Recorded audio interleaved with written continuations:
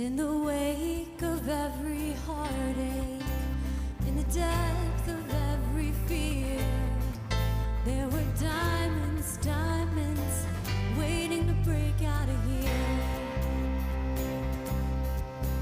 Don't you think I hear the whispers, those subtle lies, those angry pleas? They're just demons, demons, wishing they were free like me. We're the fire from the sun, we're the light when the day is done. We are the brave, the chosen ones. We're the diamonds, diamonds, rising up out the dust. Oh, rising up out the dust. Oh, rising up out the dust. Oh, rising up out the dust. All your curses will surrender. Every damning word will live. They're just mountains, mountains. Clouds turn into field. We're the fire from the sun. We're the light when the day is done. We are the brave, the chosen ones. We're the diamonds, diamonds, rising up out the dust. Oh, Rising up out the dust. oh, Rising up out the dust. oh, Rising up out the dust. oh.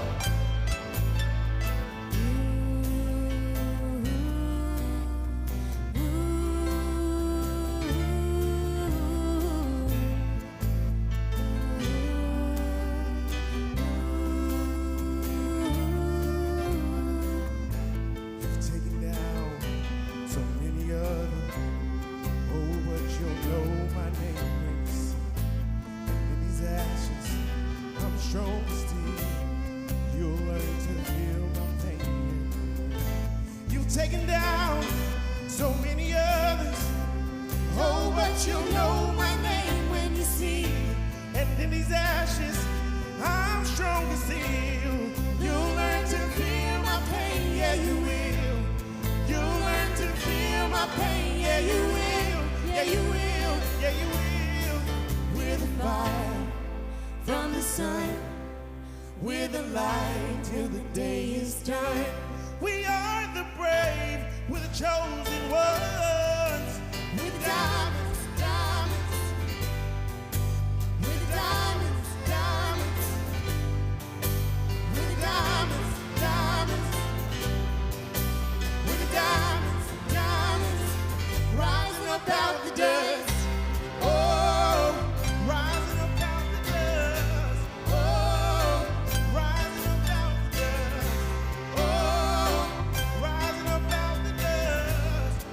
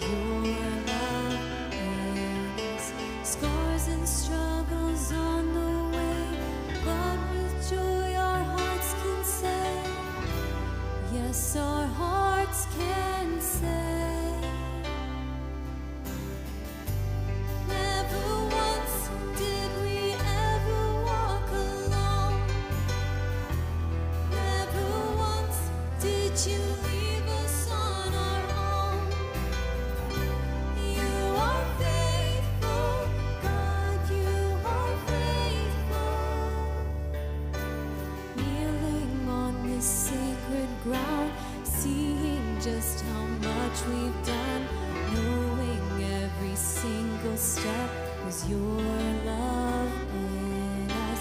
Scars and struggles on the way, but with joy our hearts can say, yes, our hearts can say. Never once did we ever walk alone. Never once did you leave us on our own. You are faithful, God, you are faithful. You are faithful, God, you are faithful. Scars and struggles on the way, but with joy our hearts can say, never once did we ever walk alone. Carried by your constant grace, held within your perfect peace. Never once, no, we never walk alone.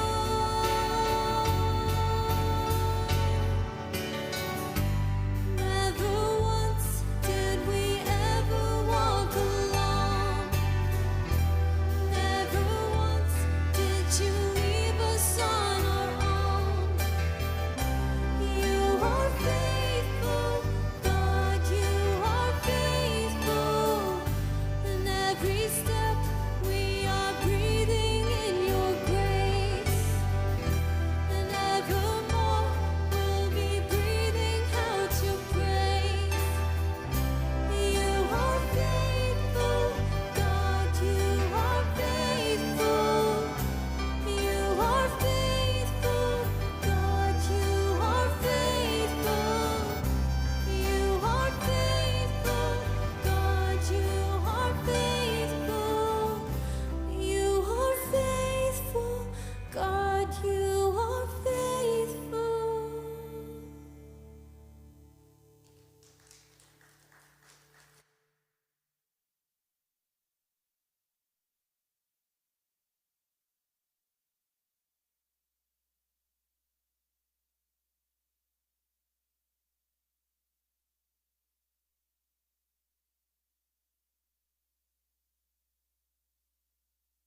The first time you ask someone what pronouns they use, it may feel awkward.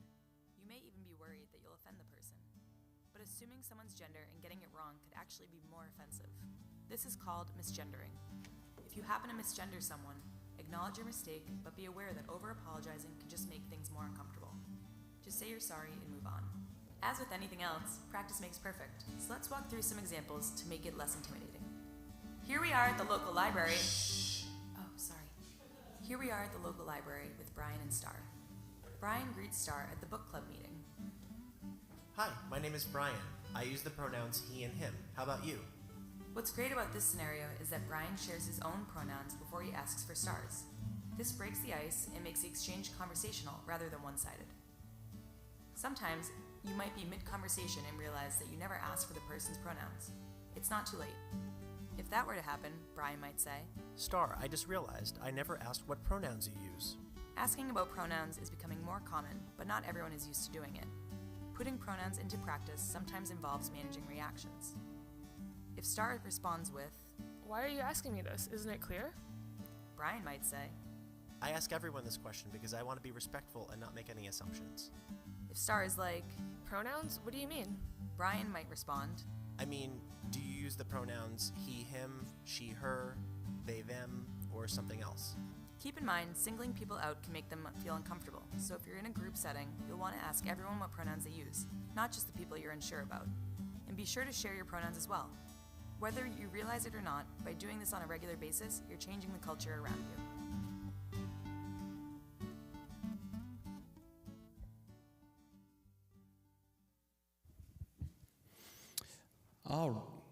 Hey.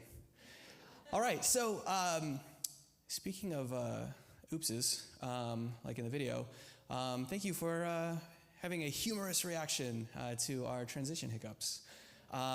Thank you for that. So This last Wednesday, turns out, another hiccup is I thought it was Thursday. So we had like all our social media plans for Thursday, and then a few folks, including our, hey Myra, including our social media director was like, hey, it's today. It's like, oh, great.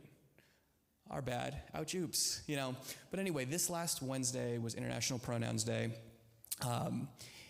Unless you've been like completely cut off from the internet, you probably know that pronouns has become one of the most like politicized elements of just people being authentic.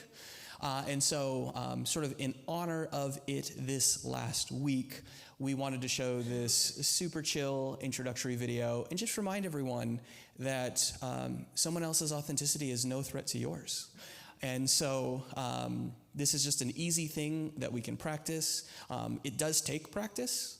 I have been very much sort of like pro this for years now. And then there was an instance where someone very gently corrected me this morning. And guess what? It was fine. So you'll also be fine. So here's what we're going to do. I'm going to be back in a few minutes with more announcements, which I know is the main reason y'all are here this morning. But before then, we're going to do what we call Pass the Peace. We're going to give all of you the opportunity to say hello to those around you in whatever way you feel comfortable with.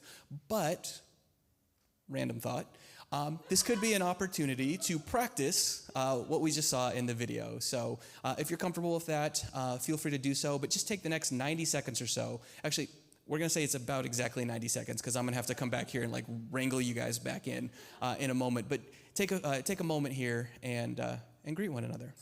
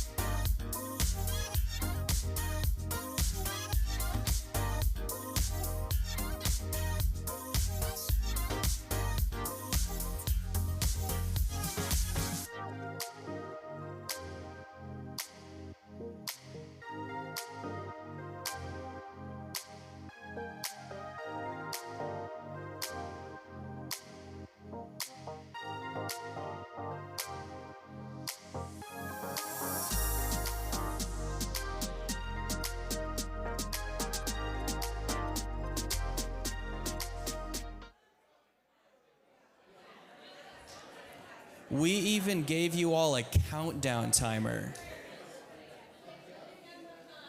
The power of extroversion is real. And it's terrifying. To me, at least. I'm an introvert. So, missed opportunity for me a moment ago. My name's David. My pronouns are he, him. And hi all. Yeah, and I'm one of the pastors here on staff. It is wonderful to see you this morning, as best as I can see you with these wonderful spotlights in my face.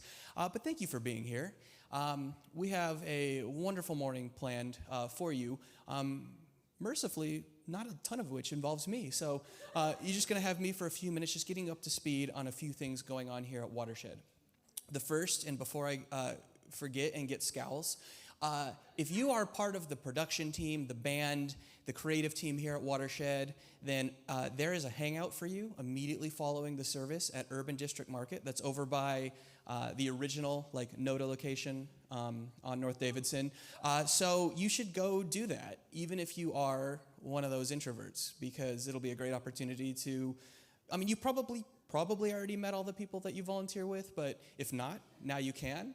And you can get to know each other better. It'll be great. If you're not part of the band or the production team, then there's lots of other things, lots of other ways for you to get connected, all of which can be found on the Connect Plus Learn page on our website, which is where all the QR codes take you to. We've been talking about this for like a month now.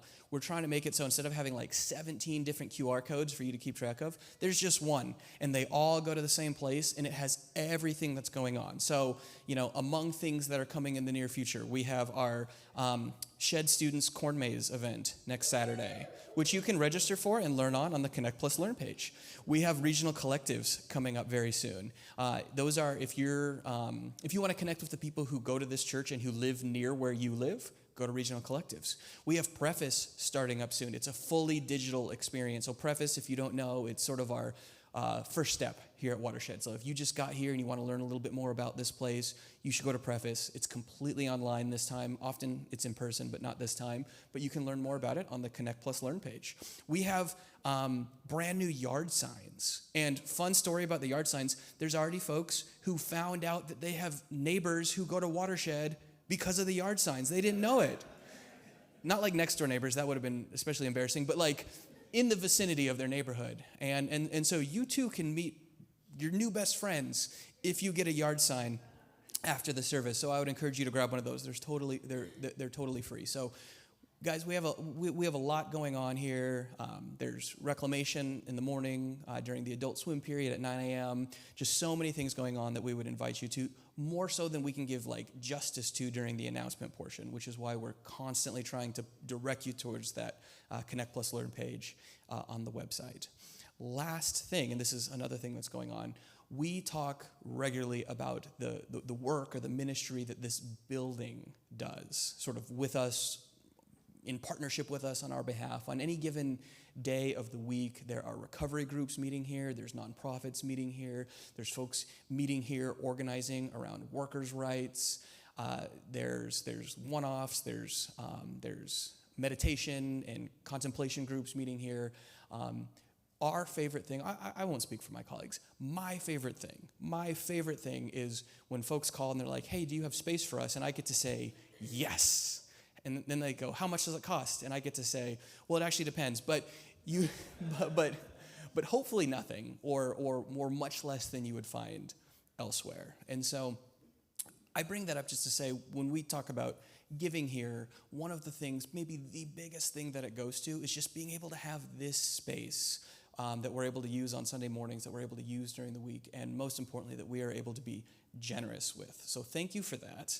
And with that in mind, one exciting thing that is happening this evening is our friends at Vote Common Good. So if you've sort of been in this world of Christianity, and by this world I mean the world that Watershed occupies for a long time, you've maybe heard the name Doug Pagitt. Years and years and years ago, he was sort of like original kind of progressive church pastor. Well, now he has this nonprofit called Vote Common Good, which is trying to just raise awareness around issues during an election season that are especially important. So it's totally free here at 6:30 this evening. They're going to be showing a couple short documentaries, answering questions. It's going to be fun. So if you don't have plans this evening, I would encourage you to come back here, hang out, and it'll be a good time. But now, as promised, it's enough of me. I'm going to turn you back over to our incredibly talented band, and they got another song for you. Thanks for being here. So when Austin told me that the topic for today was grief, I immediately thought of this next song. It's a Johnny Swim song. They're a husband and wife duo, and they are really special to my dear friend Lauren George Arroyo and her late husband Nathan George. Some of you may remember Lauren and Nathan. They were a really integral part of this community about 12 or so years ago. Lauren was my first block leader, and then her husband Nathan became our children's pastor. And they poured so much into this community before moving to London for Lauren's job. Nathan had a really rare heart condition, though, and he passed away unexpectedly while they were abroad, leaving Lauren widowed at the young age of 30. In the years that followed, I spoke with her a lot about grief, and this song kept resurfacing because it speaks to the best way over is through when you're going through something hard, that there's not a magic wand to wish it away. and that grief is something that you have to wrestle with. And Lauren introduced me to the idea that maybe grief doesn't ever go away, and maybe you just have to build around it. And so she has done just that. She's created this beautiful new life. She's remarried to an incredible man, and they have this wonderful life together. And that grief is still part of her story, though, and that's okay. So if you are somebody who is struggling with grief today, I would just encourage you to listen to the words to this song and know that you are not alone.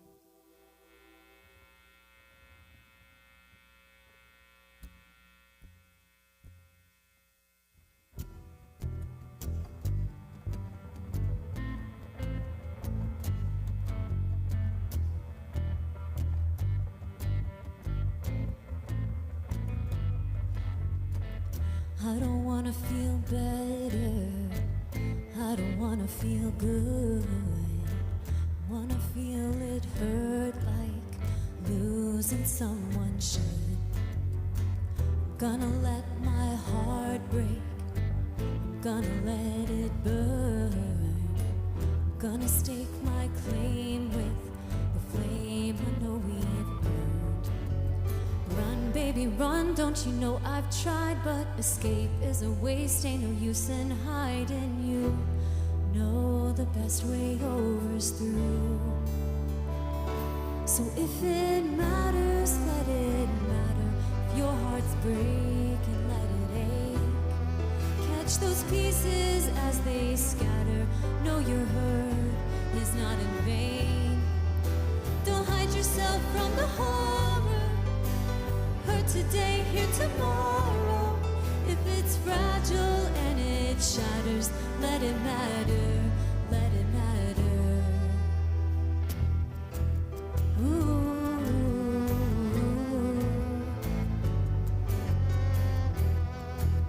Ooh.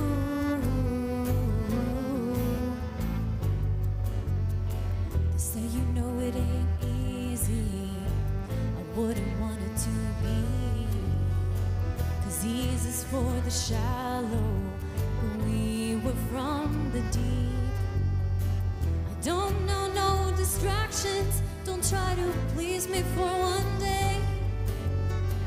You were worth the joy, my love, and you were worth the pain. Run, baby, run, don't you know I've tried, but escape is a waste, ain't no use in hiding. You know the best way over's through. So if it matters, let it matter. If your heart's breaking, let it ache. Catch those pieces as they scatter. Know your hurt is not in vain. Don't hide yourself from the horror. Hurt today, here tomorrow. If it's fragile and it shatters, let it matter. Let it matter. Ooh. Oh, it matters. Ooh. Run, baby, run. Don't you know I've tried, but escape is a waste. Ain't no use in hiding. You know the best way over's through. So if it matters, let it matter. If your heart's breaking, let it ache. Catch those pieces as they scatter. Know your hurt is not in vain. Don't hide yourself from the horror. Hurt today, here tomorrow. If it's fragile and it shatters, let it matter. Let it matter. If it's fragile and it shatters, let it matter, let it matter. Ooh.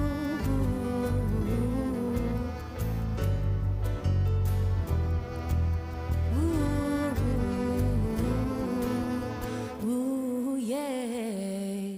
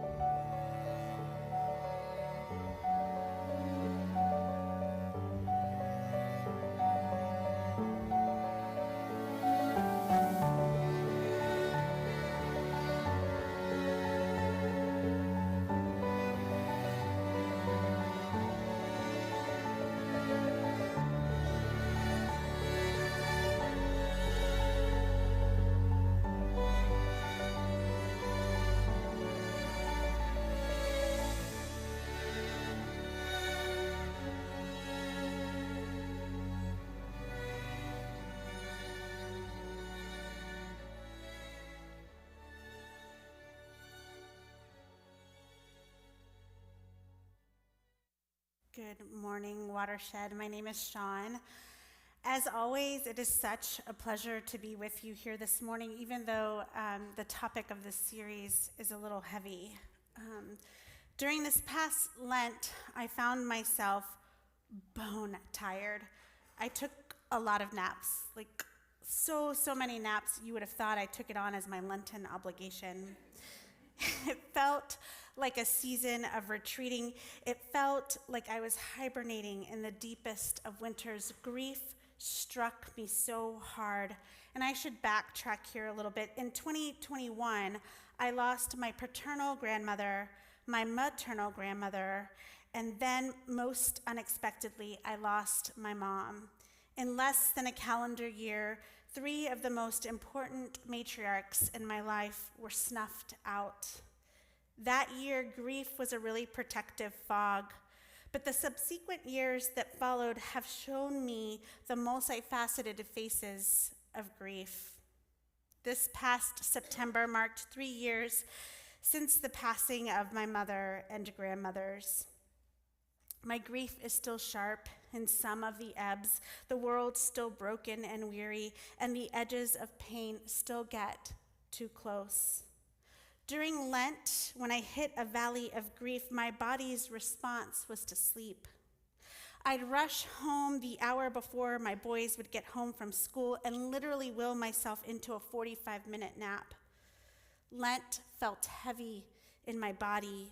A heavy I recognize as grief, a heavy I recognize as my body's language of self-care, a heavy that insulated me, wrapped around me like a blanket. I'm trying to listen to my body more, to acknowledge the wisdom that is felt and not simply thought. During Lent, I retreated into myself. During Lent, I wintered. And friends, it was so good. This series speaks into the soft darkness of grief. It's a topic we woefully don't address in U.S. American culture. When I lost my mother in 2021, I could not help but share grief from this very space. I couldn't not talk about my grief. And you generous, kind, beautiful people, you met me in my journey and you held space and you graciously allowed me to share my experience and share and share. I know I'm in danger of becoming a one-trick pony up here. But every time I've talked about loss, every single time, one or more of you have messaged me or spoken to me after service and have vulnerably shared stories of your own loss. The phrase, "I needed to hear that," has become a refrain after I share about grief. And now listen, I am a storyteller, so I speak with some small eloquence on the matter. But the affirmation, the multitude of you that have said, "Me too, I needed this," isn't about any rhetorical power I hold up here. I am convinced that the topic resonates deeply with so many because we don't talk about it, because we are not given the space or permission to talk about the hard, the ugly, the darkness of grief and loss. We walk around pretending to be normal, conditioned to hide the pain because in this U.S. American culture, we are uncomfortable around people who own their brokenness, who wear their grief like a badge. We don't hold space for those who mourn. We do not make time for the ritual of grieving. We rush through it, expecting our feelings to follow suit, or we medicate healthily or not with substances we put in our bodies without really tending to those bodies. There's also a statute of limitations on support for those who mourn. And I want to pause here and say, I'm not talking simply about tangible losses, right? The loss of a person. It could be the loss of a job, the loss of a relationship, the loss of a traumatic experience that you're having to recognize now, right? So I'm using the word grief in my experience with people who have passed away or transitioned, but I mean that grief to hold space for everything that we might have mourned or lost. Bereavement policies allot time, Here's how long it's acceptable to grieve publicly until you're expected to return to normal productivity. Casseroles, God bless casseroles, even those run their course. And in a month or 2 or 3, it's back to business as usual. And I want to underscore here, this is no one's fault. Life clips at a ridiculous speed, and the losses pile up, and we move from one person's grief to another so quickly. And then a collective catastrophic loss happens, like another senseless shooting, like an unfathomable natural disaster followed by another unfathomable natural disaster. And then our private losses are forgotten by everyone around us. And so it goes. But it doesn't have to be like this. We do not have to shortchange our grief or condition ourselves to not talk about it in polite society. We can return to the ritual of mourning. We can embrace rhythms that help us honor loss, help us recognize death, and sit in its wake, and learn not to be crushed by the waves, but rather to ride them.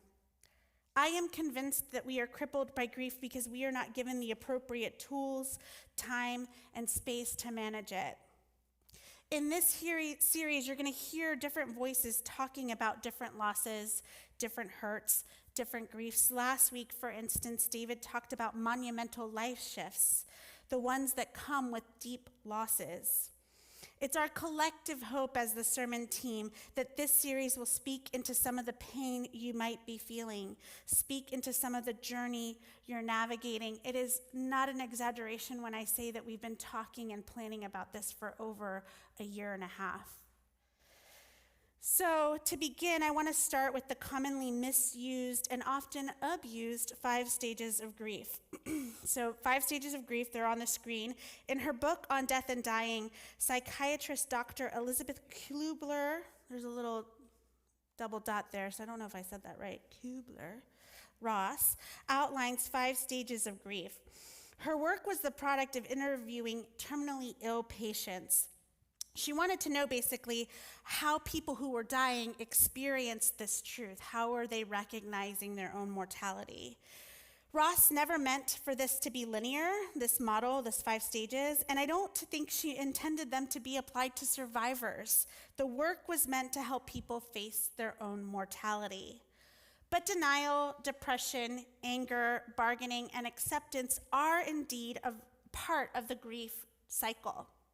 For some people, for some of the time.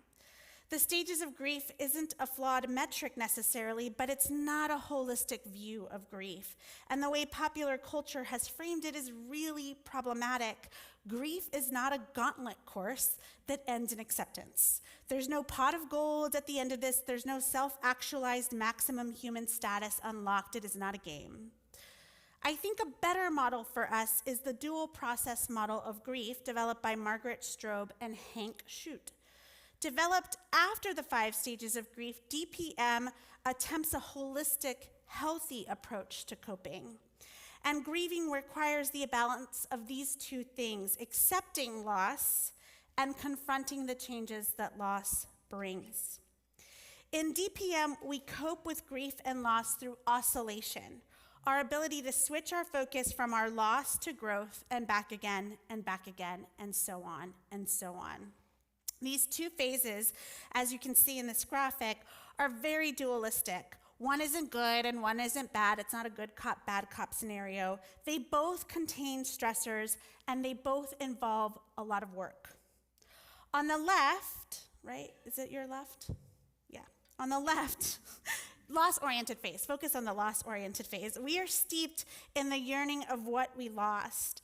We focus on what was. And it's here that we might feel grief keenly. And it's painful, but there's also a sacredness to this space. Our grief is raw and tender. And as we live with it longer, it becomes a warm blanket, a comfort of sorts. A way to connect with the person or thing we lost. A way to connect with the selves we used to be. On the right, I think, in the restoration phase, the work of grief is external. We go about the daily rhythms of life, the stressors and distractors that fill our waking hours. And because we're dramatically different people after our loss, we've re-entered the world trying to reconcile the parts of our identity that are forever changed. Our grief, while not loudly present perhaps, is still there, waiting just behind the stage. And we swing back and forth through these phases like a pendulum. Both of these stages offer comfort, and both are stressful too.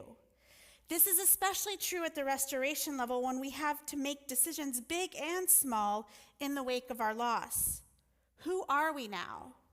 How do we handle functions, holidays, anniversaries? How do we find new patterns at work, at home, in our social lives, in the aftermath of loss? For those of us who have experienced the pain of loss and grief, this oscillation between stress and pain and joy and distraction is something we know well. For those of us who've not yet been touched by crushing loss, I hope this helps you care for the people you do know who vacillate between these phases. At one point or another in our lives, we will all be touched by crushing grief. It is simply part of living. Grief has always been part of the human experience. Our ancestors, I think, were better equipped to navigate grief and loss because our ancestors respected the sacred rite of passage with appropriate rituals and practices. Rituals and practices that are all but gone today in U.S. American culture. Sorrow is part of our DNA. The Torah or Old Testament, depending on your orientation to the sacred text of our religious ancestors, contained funeral poems. Funeral poems, like it got its own chapter. That's how important grief was to ancient Israel. Lamentations is a record of Jerusalem's collective sorrow. It's not the stuff that gets stitched on the pillows, right? You gotta dig to find it. It's in the timeline of Israel's history, the book of Lamentations captures the extreme distress that this community navigated as a result of devastating destruction at the hands of Babylon. Lamentations is a cry, an outward expression that does not sugarcoat grief. Its presence in the canon of the Old Testament then normalizes grief and situates it as part of the collective experience. It gives space to grief, and in doing so, invites us into that same space. Here are a few lines from Lamentations that kind of showcase that invitational promise. When life is heavy and hard to take, go off by yourself. Enter the silence. Bow in prayer. Don't ask questions. Just wait for hope to appear. Don't run from trouble. Take it full face. The worst is never the worst. What I love about this scripture is how it allows us to sit in our grief. In fact, it reads like a directive. Actually spend time and sit in this space. Don't try to swim past the troubled waters. This advice to sit and simply be, I believe, is countercultural in our society today. Bereavement policies in our country are laughably horrible.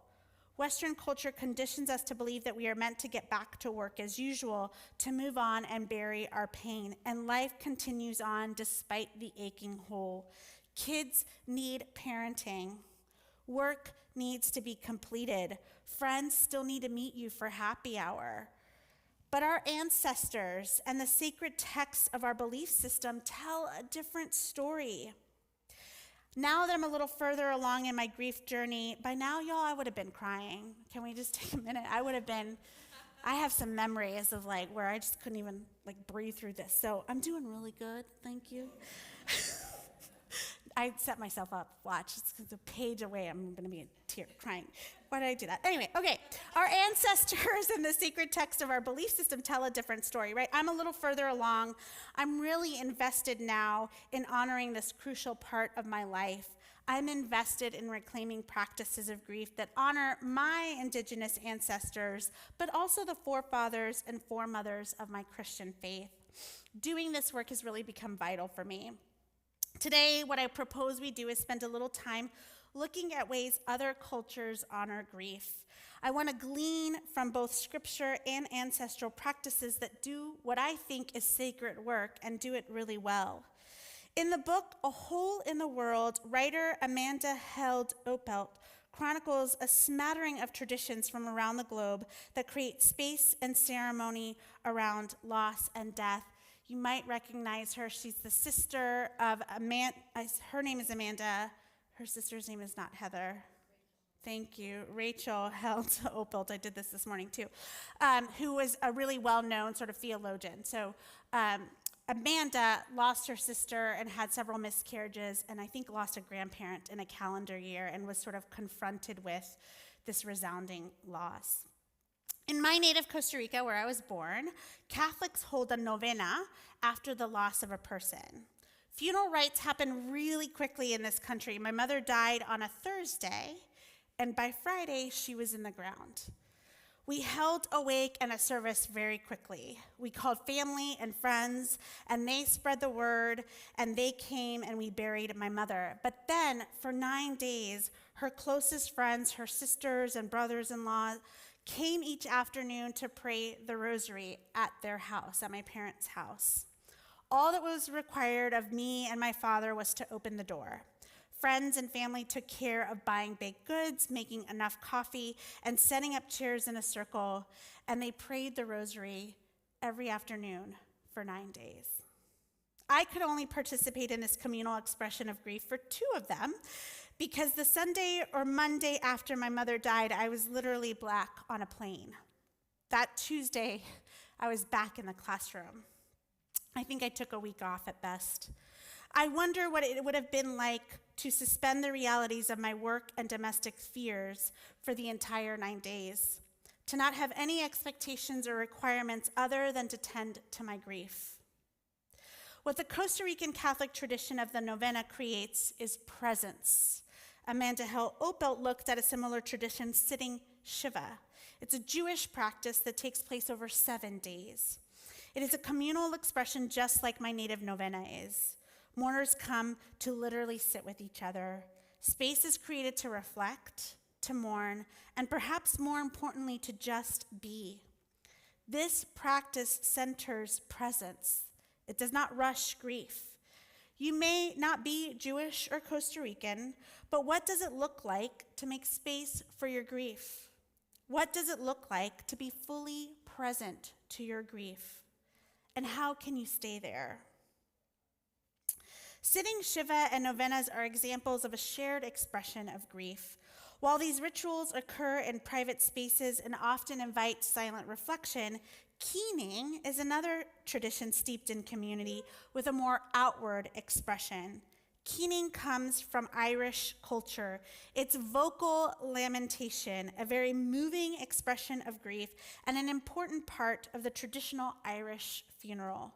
Keening is often performed by women who lead mourners in heartfelt wailing and singing.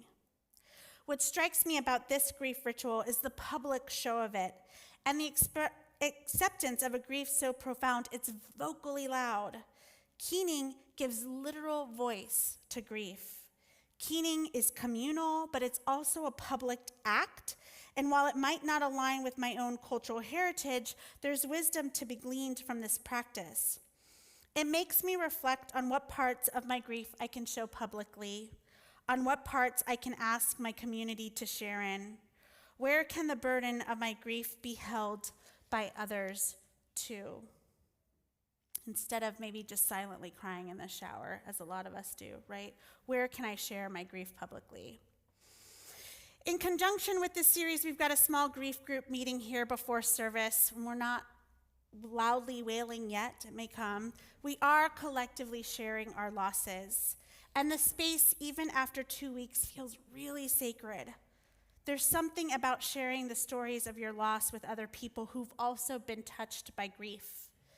The grief becomes a shared experience, perhaps not unlike keening or sitting Shiva or holding a novena. Here's another similarity I see between our grief group and keening. Both give permission. Both allow us to fall completely apart and to do that publicly.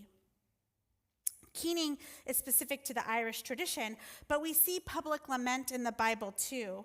Jeremiah says, "Thus says the Lord of hosts, consider and call for the mourning women to come. Send for the skillful women to come. Let them make haste and raise a wailing over us, that our eyes may run down with tears and our eyelids flow with water." There's comfort in this passage from Jeremiah because God, through Jeremiah, tells the community to call for women, and it encourages us to engage in the sacred act of grieving. God can hold our grief. God can listen to our wailing. We can fall utterly apart, and God can hold space. And if God can, maybe your therapist can, or your friends, or your family, or your coworker. And maybe when you allow yourself to show emotion, you give permission for others to show emotion too. There is a place for anguish. It need not only hide in the dark spaces. Our grief isn't something to be sustained alone or in private. Another global tradition Opelt book explores is the Western European grief ritual of telling the bees.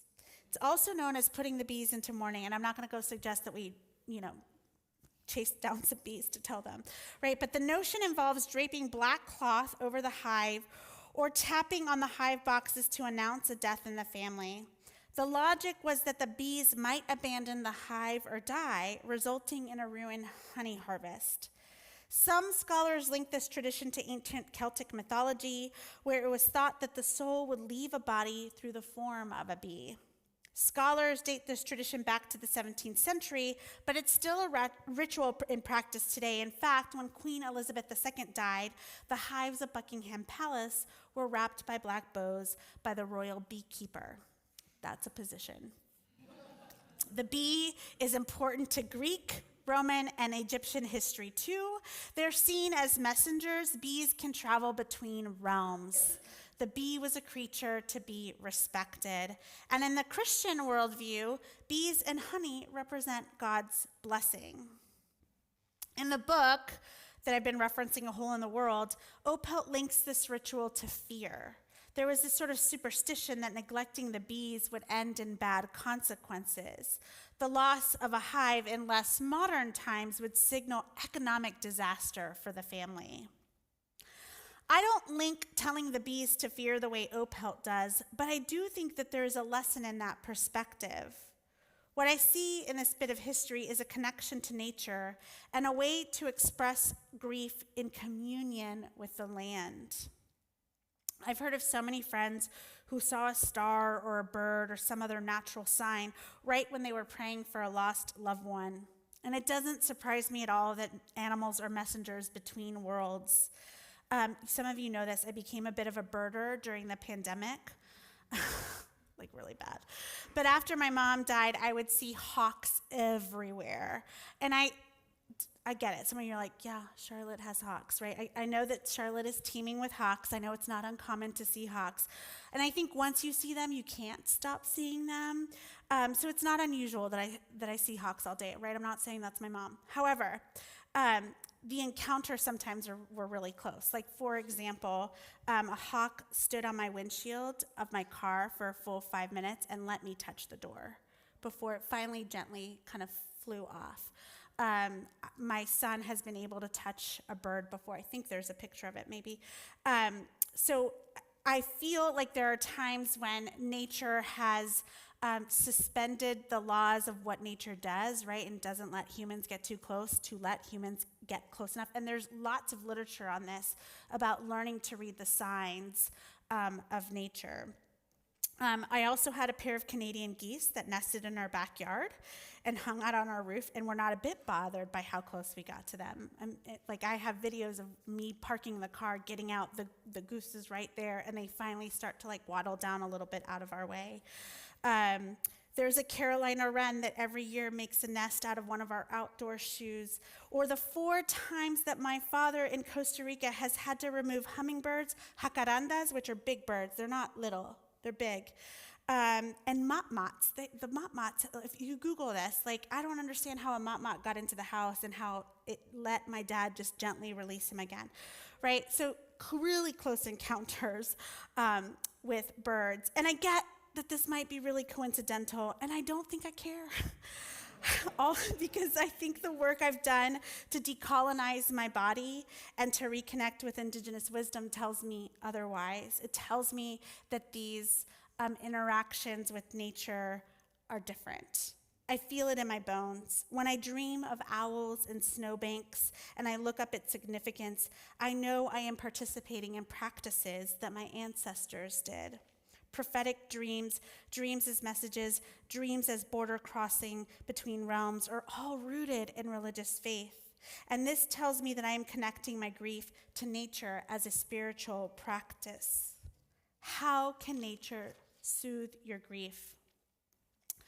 All of these traditions offer us a container for our grief. They offer us a way to make meaning out of loss. I don't recommend co-opting or appropriating any of these, but if one or two of them resonates with you, it might be a wise idea to reflect on why and to conduct some research for yourself. In the Modern Loss Handbook, it's another great book I recommend, author Rebecca Sofer says this of rituals. Rituals create patterns of thinking, feeling, and doing that ground us in the world we're in, even if our person is gone. Rituals serve as bridges between this world and the world beyond.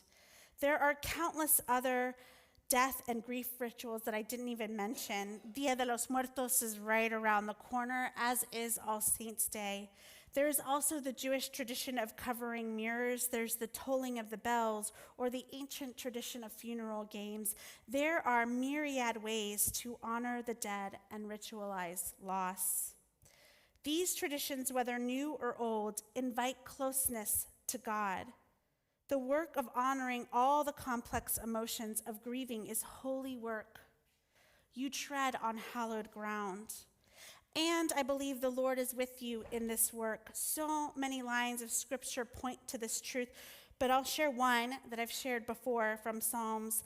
The Lord is close to the brokenhearted and saves those who are crushed in spirit. Grief is part of the life cycle. We can't escape it, and I'm not sure we were ever meant to.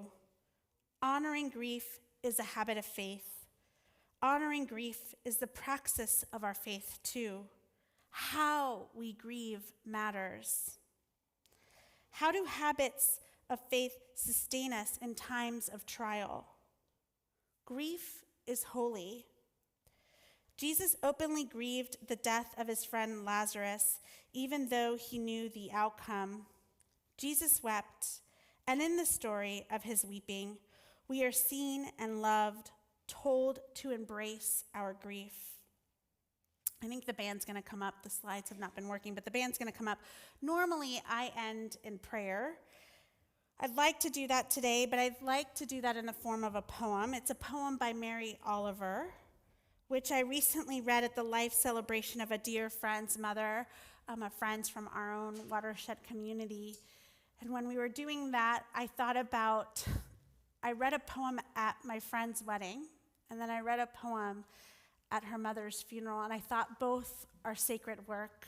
And what a privilege and what a joy it is to be able to see both, a mountaintop joy and a really low valley peak of grief. And that is the work, I think, of grief that makes it holy. So today we'll end in a poem. In Blackwater Woods. Look, the trees are turning their own bodies into pillars of light, are giving off the rich fragrance of cinnamon and fulfillment. The long tapers of cattails are bursting and floating away over the blue shoulders of the ponds.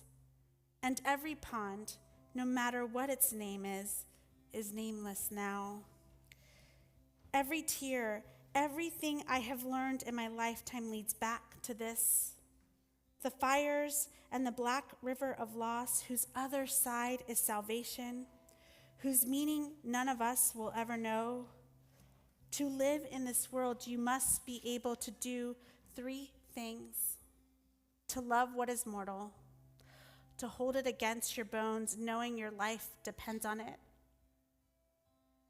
and when the time comes to let it go, to let it go.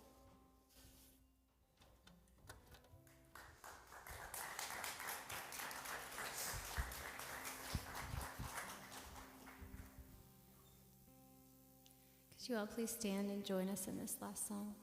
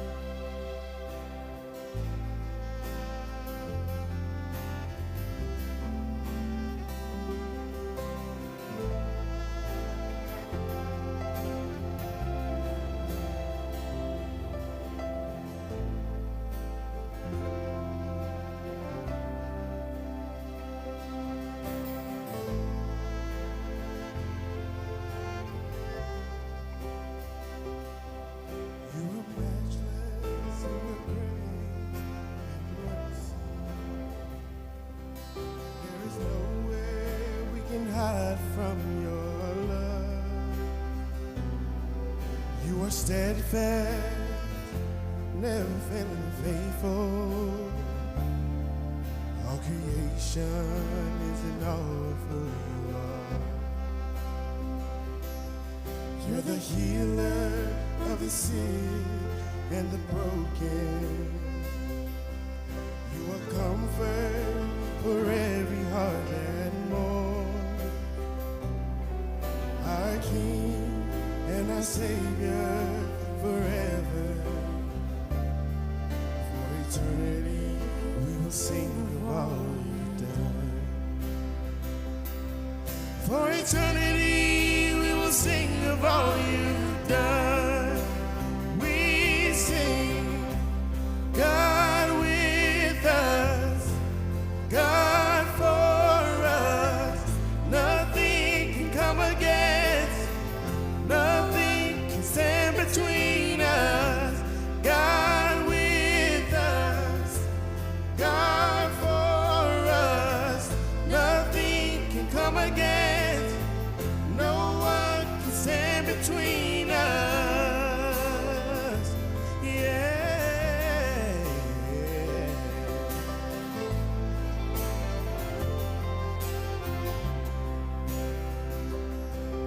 Your heart, it moves with compassion. There is light, there is healing in your love.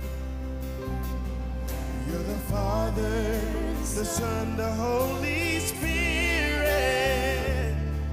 For eternity we will sing of all you've done.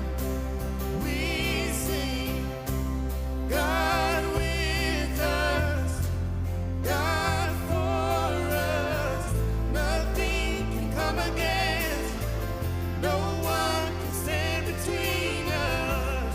God with us, God for us. Nothing can come against, no one can stand between us. Yeah.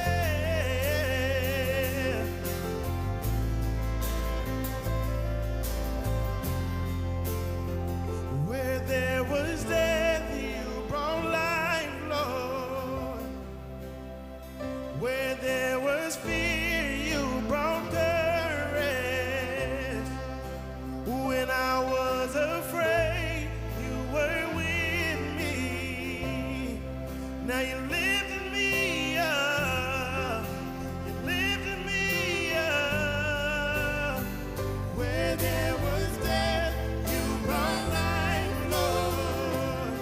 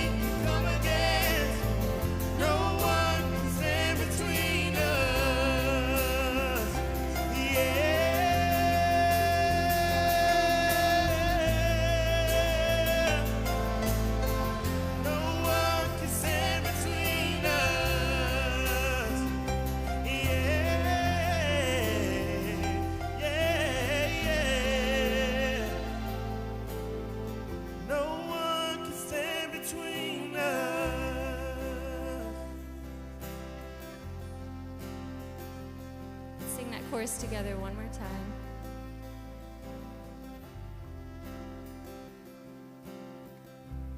God with us, God for us, nothing can come against, no one can stand between us. God with us, God for us, no one can come against, no one can stand between us. Yeah.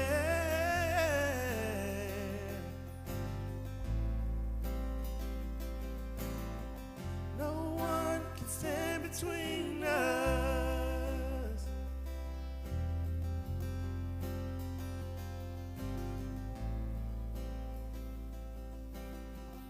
No one can stand between us.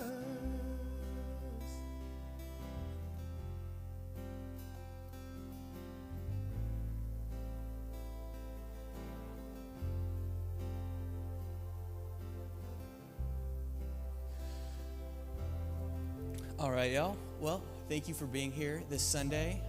Sean is going to be in the back. I'll be back there as well. We would love to say hi to you. We have one of our favorite guest speakers continuing this series with us. Carrie Lattiser will be with us next week. Grab a yard sign, and if you want to come to the Vote Common Good event this evening, it'll be right back here at 6:30. Hope you have a great day. Thanks for being here. Take care.